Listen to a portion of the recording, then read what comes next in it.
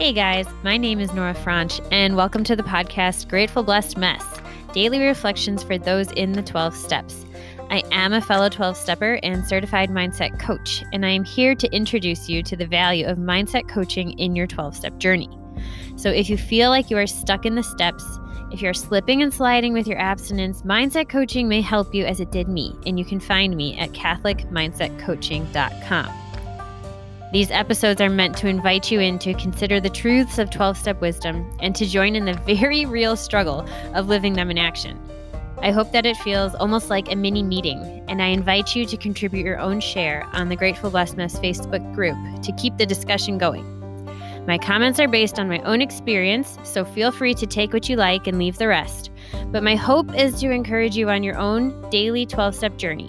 As they say, you cannot stay clean on yesterday's shower. So without further ado, let's begin.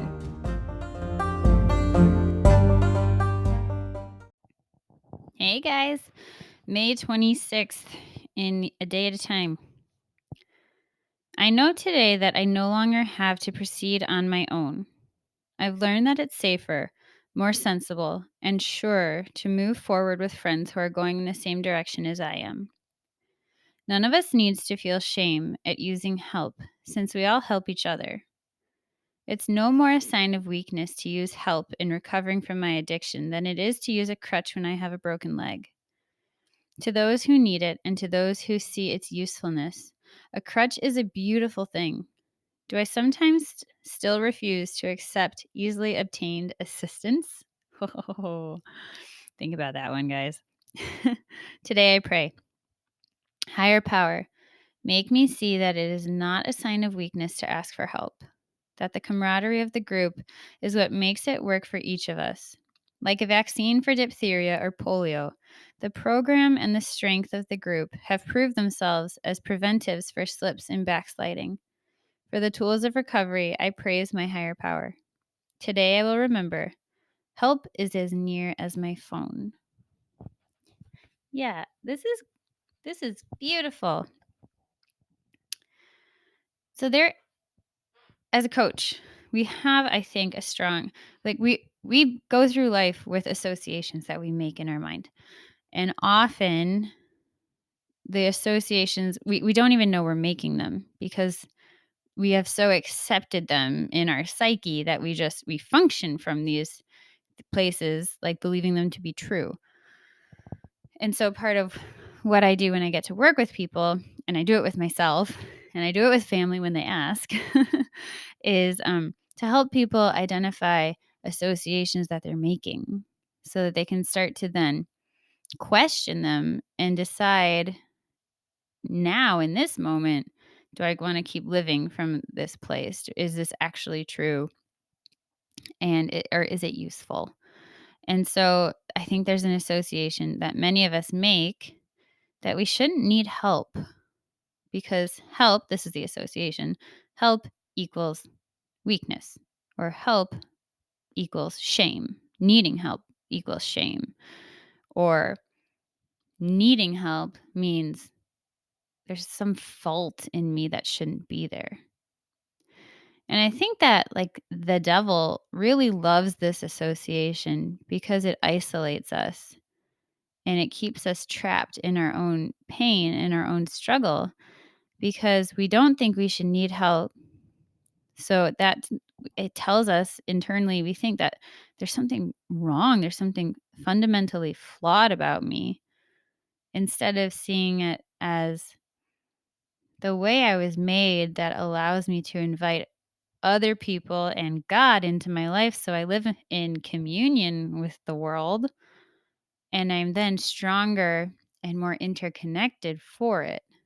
So what this lie does is it isolates us. It causes us to believe we're fundamentally flawed, which produces shame and depression and isolation and loneliness and resentment and bitterness and all bad things. And then it stops us from reaching out for even easy assistance. So instead of reaching out for a crutch and using a crutch when I have a broken leg, I'm like, no, I'm fine. I got it. I got it. And I hobble around, and every once in a while my leg gives out and I fall over, and then I get back up and I'm all the more upset and hurting because of it. We want to get to a point where, like, it's not like I shouldn't need a crutch because I shouldn't be injured. It's like, what beauty is there in identifying that I have an injury and there's something that can help me. There's something that can help me. And so let me tie this into like program life. It's like, or just the human experience. It's like, I'm not made able to do everything. And for, I think, every single one of us, our emotional wounds and our attachment injuries are something that causes us to have like an emotional broken leg. Like we're hobbling around with an injury. And a lot of the time we don't even know it's there because we've gotten so used to the way that we walk that this just feels normal. And you even might get offended, like, "What do you mean I'm limping? You're limping." Like, we don't want someone else to point out our flaws or our way that we are not functioning optimally. So if you're someone who, when someone offers to help you, you get offended, it may be because you have an injury and you don't know it's there. You don't even know that you're limping. You don't know that you're walking around with an injured leg. And it's easier for people outside of our lives to see it, outside of ourselves to see it. And they're like, "Oh, this person needs help. Like, let me offer to help them." And then in our own woundedness, in rejecting their help, then we cause wounds from our wounds.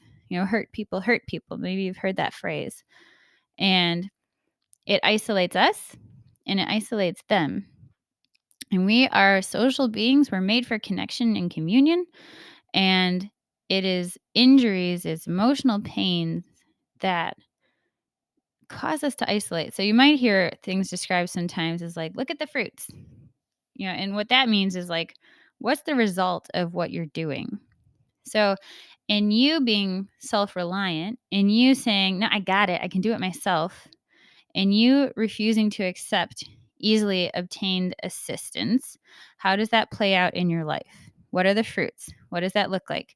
Are you still moving around a little less efficiently? Are you now alone? Have you hurt someone else's feelings in your self reliant dislike of help? Have you missed an opportunity for connection and communion and community? And like the big book says, I'm going to say it again. It's our weaknesses, not our strength, that bind us together. When we're totally fine and got it, like, yeah, it feels good inside, but we don't need anybody else. So in a way, we've all in the world that we live in, we're all going to get emotional injuries.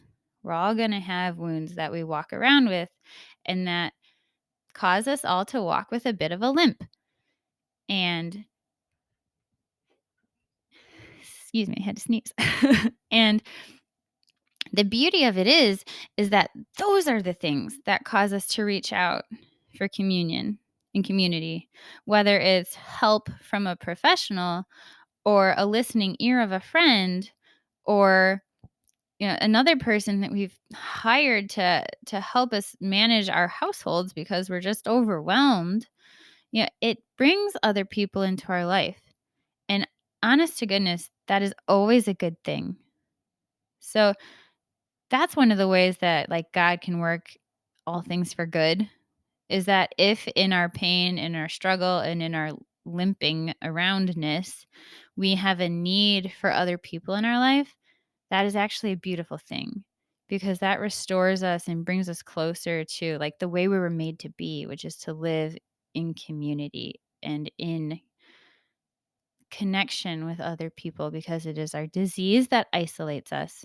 It's our disease that causes us to pull back and withdraw and live in this selfish, self-serving, self-reliant. I gotta find that page of the big book that lists all those forms of self.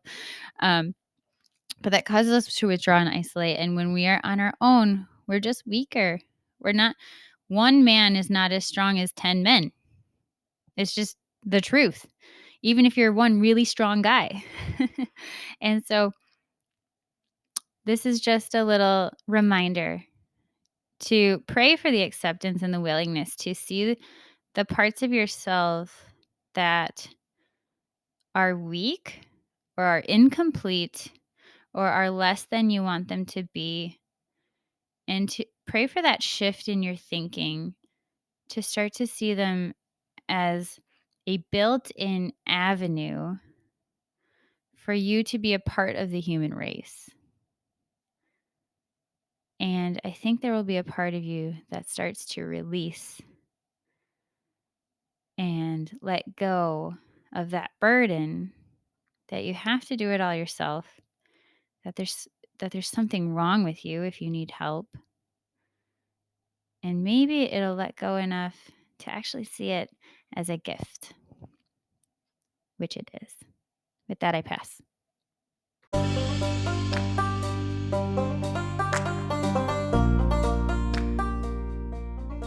Thank you so much for listening to today's episode.